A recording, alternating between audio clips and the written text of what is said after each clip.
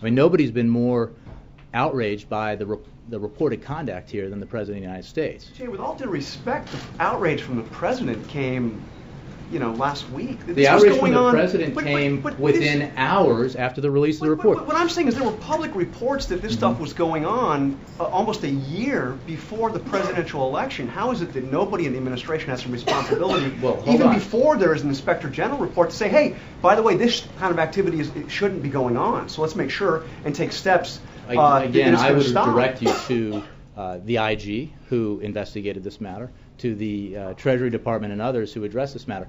I can tell you that what we're talking about here was the ongoing Inspector General audit. The fact that we were notified, the White House counsel was notified that it was coming to a conclusion, and like Chairman Nice and others, we did not prejudge it. We waited until the report came out before we acted, and the President acted very quickly. You're missing the point of my question. Public reports almost a year before the election. Is there any responsibility from the administration of saying, hey, IRS, we don't treat groups differently based on politics? I think that it is absolutely or do we wait our for review. The report after the election to make a comment? But you're saying there were accusations, and I think that my understanding is that in response to those accusations, there was an IG audit launched.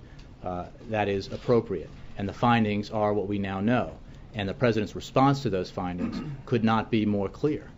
People need to be held responsible, and we need to make sure that this activity doesn't happen again, because it's very important that the American people believe that the IRS applies our tax laws fairly and neutrally.